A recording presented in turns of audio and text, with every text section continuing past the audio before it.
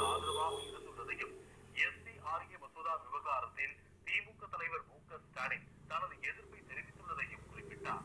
ஒன்றியத்தில் பாஜக அரசு ஆட்சிக்கு வந்த பிறகு 20,000க்கும் மேலான தன்னார்வ தொண்டு நிறுவனங்கள் தங்களது உரிமத்தை இழந்துள்ளதாக கனிமொழி கூறினார். மேலும் சிறுபான்மையினர் மீது தாக்குதல் நடத்தவே இந்த மசோதாவை கொண்டு வந்துள்ளதாகவும் இந்த மசோதாவை திமுக முழுமையாக நாடாளுமன்றத்தில் எதிர்க்கும் என்றும் கனிமொழி தெரிவித்தார். Fighting just not for the rights of minorities, but for the rights of the people of this country. Again, I would like to say that the DMK has always stood with the minorities, with the people who are fighting for their rights, for their space, and whoever is suppressed in this nation or any part of the world. The DMK and the Dravidian movement has always stood with them. Today, the DMK once again, and our leader M.K. Stalin stands with you all to oppose the bill which the BJP government is trying to bring.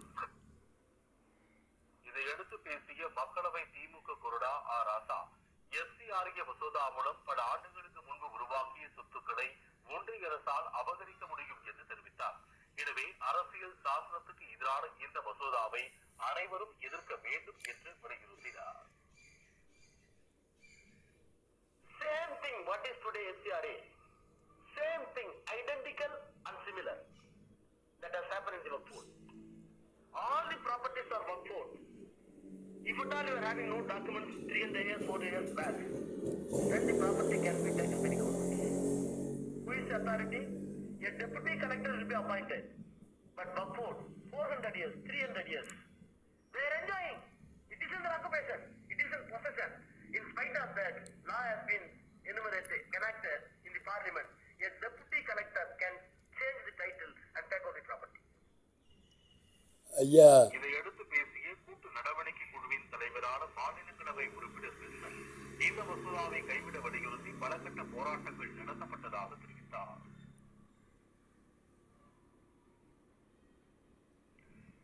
Chennai சேத்துப்பட்டில் முதலமைச்சர் வருகையொட்டி பழுதடைந்த கட்டிடங்கள் துணியால் மூடி.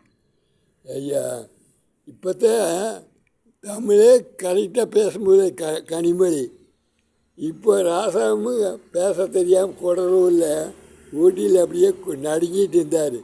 எப்படியோ இங்கிலீஷில் 2 பேரும் பேசி பழகிட்டீங்க. What what ஆ இ இ அப்படின்னா இங்கிலீஷ் இப்போ தான் கற்றுக்கிறீங்க. திமுக இது வரைக்கும் ஒன்றுமே இல்லை. ஆனால் ஜெயலலிதா கிட்ட கற்றுக்கிறது நிறைய இருந்தது.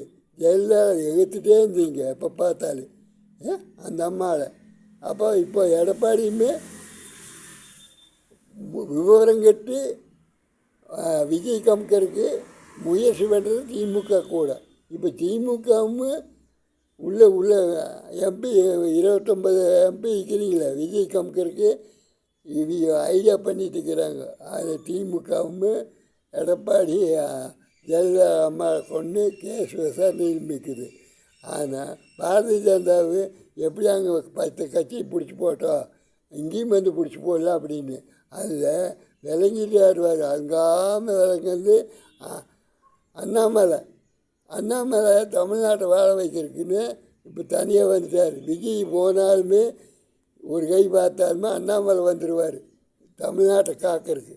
அதனால் ஆட்சி பார்த்தியா, தமிழ்நாடு எப்பவும் கலைஞர் சொன்னாப்புல வெட்ட தலையும் வாழை மரம் மாட்டேன் அண்ணாமலை வந்துட்டார்.